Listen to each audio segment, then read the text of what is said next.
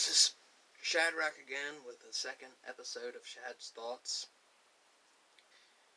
This time I'm going to talk about why warfare plays a big role in my writing. Where every single story I've ever written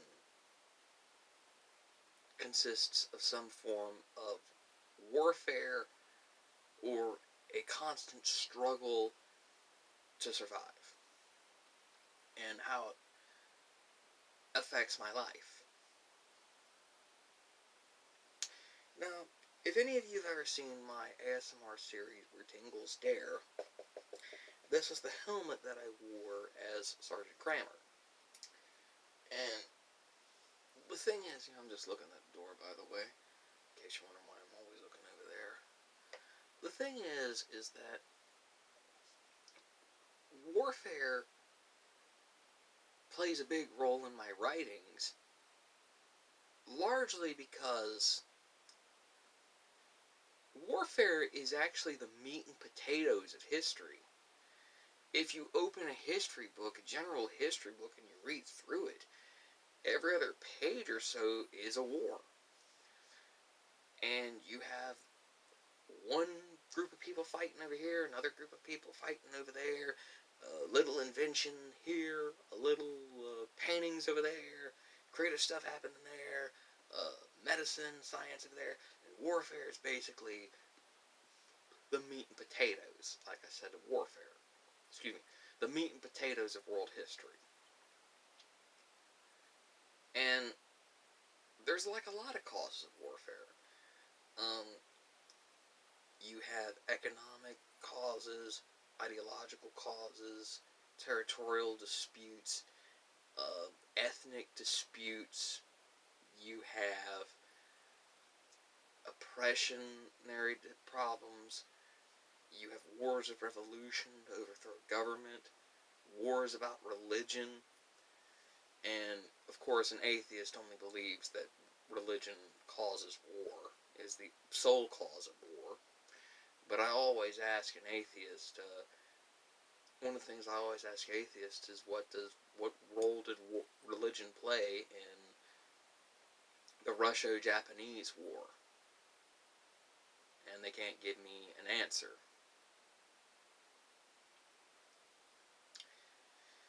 And the causes of the Russo-Japanese War, in case anyone's wondering, is that Japan wanted to establish dominance in the Pacific, and the Russian Empire was basically running things, and the Japanese Empire, which is an up-and-coming country at the time, in 1904 and 1905, decided to basically say, hey guys, we're the big dogs now, we're going to start running the show here, basically. In fact, I'm going to show a link to History Matters down below, so if you want to watch the Russo-Japanese War and get an understanding of it, there you go. But anyways, warfare has always played a big staple in history.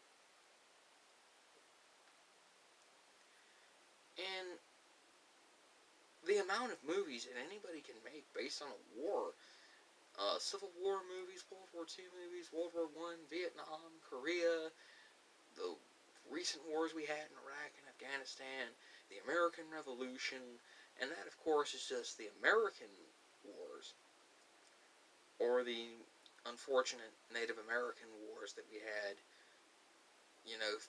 from the foundation of this country all the way up until, and I am not making this up, until the 1920s. Yes, there were Native American wars, or Indian wars as they were called back in the day, that lasted until 1920. And that is a very interesting fact of history itself. It was called the Posen War, I believe. But anyways, so, very interesting thing about my writings and why it takes, a big look at warfare, and of course I admit that I've taken some liberties with explaining, procedures and protocol, which is why I've often asked my veteran friends, to read over some of my writing and say, what did I get right? What did I get wrong? How do we improve this? How do we improve that? Or I basically stress, okay, it's a paramilitary group, blah, blah, blah, and their ranking system is different or something like that. And they're like, okay, pass. Now, for Where Tingles Dare, I admit I've taken liberties with it in the way of certain things, but I strictly created Where Tingles Dare for the purposes of entertainment. And